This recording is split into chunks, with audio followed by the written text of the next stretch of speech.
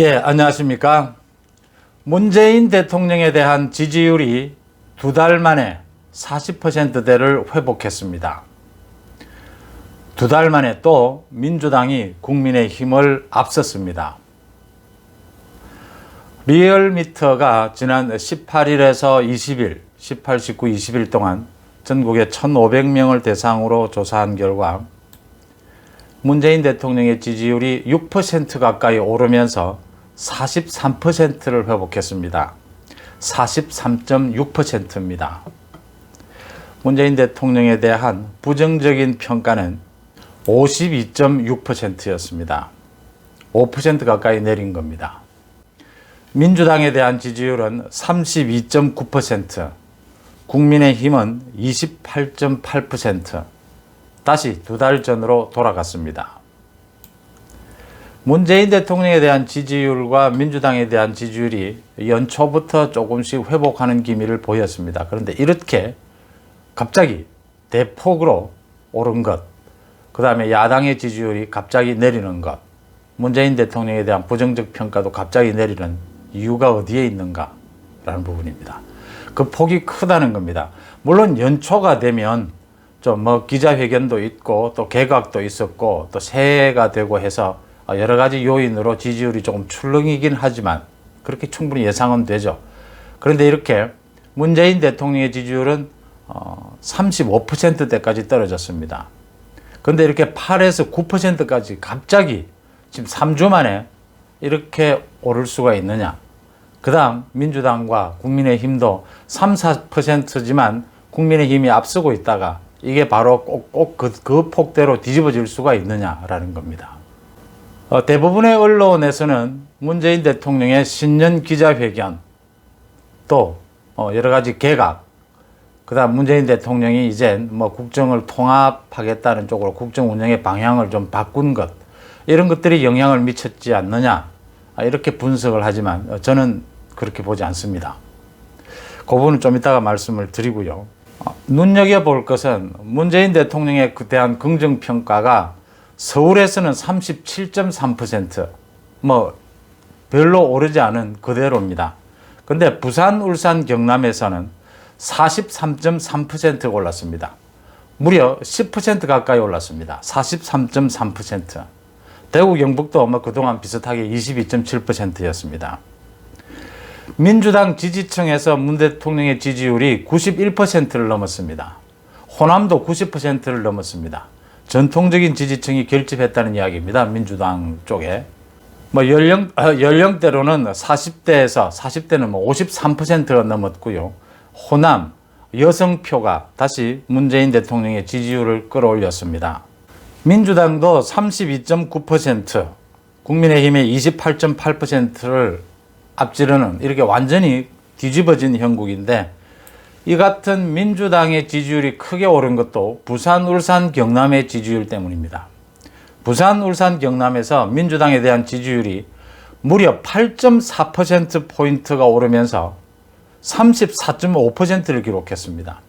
전국 평균보다 부산, 울산, 경남에서 전국 민주당에 대한 지지율이 전국 평균보다 훨씬 높습니다. 민주당에 대한 지지율도 30대, 40대, 그리고 여성, 호남에서 큰 폭으로 올랐습니다. 국민의힘은 부산, 울산, 경남에서 무려 10.2%포인트 빠졌습니다. 10%가 넘게 지지율이 빠졌습니다. 무려 1, 2주 사이에. 그러니까 PK 지역이라고 하죠. 부산, 울산, 경남에서 문재인 대통령에 대한 지지율과 민주당에 대한 지지율이 어떻게 이렇게 빠른 시간 내에 10%포인트 가까이 오를 수가 있느냐. 그 다음 국민의힘에 대한 지지율이 이렇게 빠르게 10% 가까이 내릴 수가 있느냐.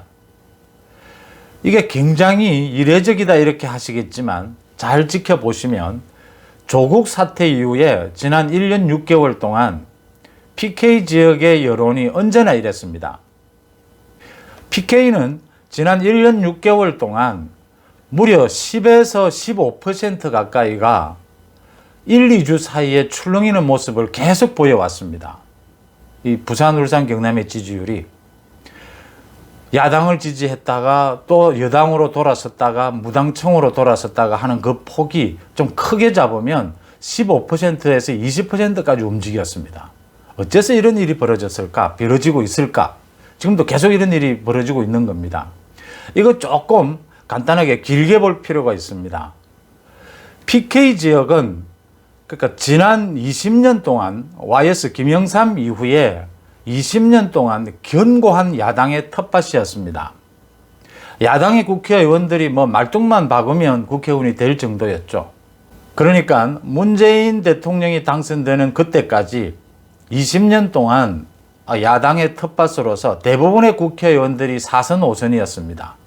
그러다가 야당에 실망한 PK가 문재인 대통령에 대한 지지로 돌았습니다. 문재인 대통령이 대통령 선거 때 받은 PK 부산에서 받은 지지 득표율이 36%였습니다. 평소에 노무현 전 대통령이나 민주당 쪽 후보가 보통 민주당 쪽에서 받는 지지율 20%대보다 10%에서 15% 더 받은 겁니다. 문재인 대통령이. 지금 그 10에서 15%가 움직이고 있다. 저는 이렇게 봅니다. 그러니까 20년 동안 야당을 지지했던 야당의 텃밭인 부산이 야당에 실망해서 문재인 대통령을 지지한 겁니다. 민주당을 지지한 겁니다. 그 이후에 민주당이 계속 이겼거든요. 지방선거도 전 부산, 울산, 경남을 석권하지 않았습니까? 부산도 서울과 마찬가지로 지방자치단체, 부산시의회도 민주당이 거의 장악하고 있습니다. 이렇게 문재인 정부나 민주당을 지지한 그 10에서 15%가 이제 야당으로 돌아서려 선 것입니다. 민주당 또는 문재인 정부에 실망을 해서. 근데 돌아서는데 왜 이렇게 돌아섰다 다시 또 문재인으로 갔다 다시 또 중도로 이렇게 왔다 갔다 하느냐. 1년 반 동안. 1년 반 전에 그 일이 조국 사태입니다. 조국도 문재인도 뭐 모두 부산 사람들이죠. 이렇게 왔다 갔다 하는 건 저는 제일 큰 문제가 야당이라고 봅니다. 문재인 정부에 실망해서 야당을 지지하려고 돌아섰는데 또 야당이 조금 잘하면 야당의 지지로 모입니다. 근데 야당이 조금만 잘못하면 곧바로 중도나 문재인 정부 지지로 돌아서고 있다는 겁니다. 이 부분을 가장 예민하게 제가 이거 여론의 출렁임이 가장 큰 지역이 부산이고 그동안 전국을 볼 경우에 사실 서울이 가장 여론에 예민했거든요. 근데 그에 못지않게 훨씬 더 부산이 예민한 반응을 지난 1년 6개월 동안 보여왔습니다. 이 반응을 보이고 있는 부분을 예의주시해야 한다. 이거 야당이 잘하고 여기 또 문재인 정부가 조금 잘못하면 또 10% 15%가 움직입니다. 물론 새해 들어서 문재인 정부가 뭐 국민 통합 쪽으로 방향을 바꾸는 국정 운영의 방향을 바꾸는 자세를 보이고 또 개각도 하고 뭐 큰 것은 큰 행사를 하죠. 신년 기자회견이 여론에 영향을 미칠 수 있습니다. 일부 미칠 거라고 충분히 예상되고 미칠 수 있습니다. 그러나 이렇게 7, 8% 특히 부산 같은 경우에 10%까지 영향을 미칠 경우에는 되지 않습니다. 미친다 해도 그 절반 정도라고 저는 봅니다. 그럼 나머지 절반은 뭐였느냐? 야당이 보여준 데 대해 또 환멸을 느꼈다는 겁니다. 야당이 잘못하면 가장 예민하게 지금 여론 반응을 보이고 있는 곳이 부산이다라는 겁니다. 저는 거듭 이 야당의 후보 단일화 문제, 야권 지지층들이 좀 더 여유를 갖고 좀 이렇게 필요하다면 즐기듯이 좀 볼 필요가 있다라고 하는 게 후보 단일화의 문제는 절실한 만큼 또 그만큼 예민한 문제거든요. 그래서 이걸 여유를 갖고 좀 애정을 갖고 볼 필요가 있다고 계속 거듭 말씀을 드리지만 제 생각은 특히 부산에서 또 많은 국민들이 그렇듯이 이 야당의 행태에 대해서 굉장히 제가 생각하는 것보다 훨씬 더 심하게 환멸을 느끼고 있다. 지금 싫어하는 뜻을 그대로 드러낸 것이 이번 지지 여론조사다. 이렇게 보입니다. 지금 최근에도 김종인 위원장이 안철수에 대해서 무슨 뚱딴지 같은 소리냐, 비상식적이다, 아주 짜증 섞인 표정으로 그 김종인 위원장의 말투가 언제나 그렇지 않습니까? 아주 좀 독선적인 이런 태도를 보이는 것들, 이게 부산에 특히 어떻게 비춰질까? 지금 일단 안철수 대표는 굉장히 간절한, 안철수 대표도 다 자기 계산이 있죠.